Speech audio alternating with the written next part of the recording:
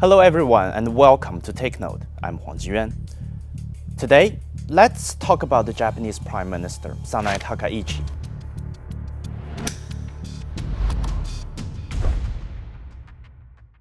Now, I've seen many reports about Takaichi. Some celebrate her as Japan's first female prime minister, a trailblazer.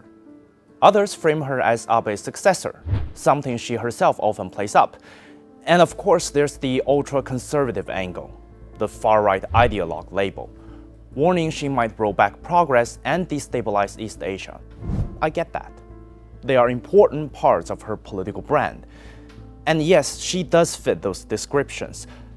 But here's what I caution against: predicting or analyzing her policies and actions solely through those lenses. Strip all that away. What do you get? A politician who once worked for someone with opposing views, then turned to TV to build fame and name recognition, entered electoral politics, and spent over 30 years in the national diet. That's the Japanese parliament. Someone who climbed to the top, despite a shaky candidacy, and now leads a minority government. So beyond all the fanfare and headlines, what we really see is a seasoned political operator with a weak domestic power base. Her top priority, and it will remain so, is consolidating her own power.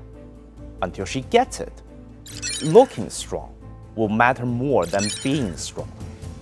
Now, what do I mean by that? Take last week's remarks.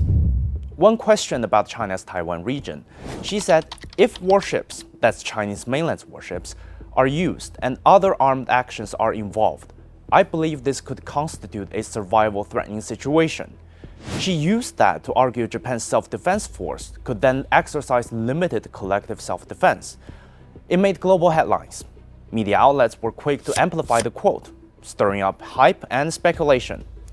But let me ask you this: does that mean anything? Do you think, in that scenario, that she'd actually send Japanese troops into direct military conflict with the Chinese military?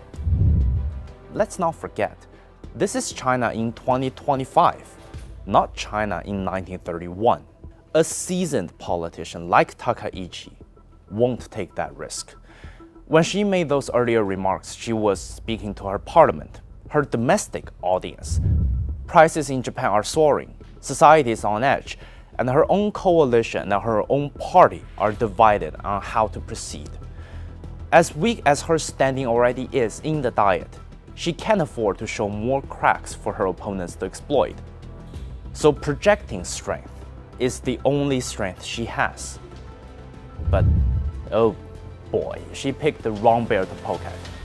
Chinese Foreign Ministry spokesperson Lin Jian said in a press conference that her remarks were gravely inconsistent with the political commitments made by the Japanese government and egregious in nature and impact. In plain terms, that was being two-faced and toxic. This is a red line issue, not something she can simply toy with and expect leniency. She is punching way above her weight. But this is what politicians like her do when they are weak or losing control. Whether that's cozying up to Donald Trump, getting intimate with other leaders at summits, or playing up her admiration for Margaret Thatcher and heavy metal, all of that serves one purpose: to look powerful and in control. But here's the thing: true strength never needs to prove itself. So am I worried she will suddenly shake up East Asia? Nah.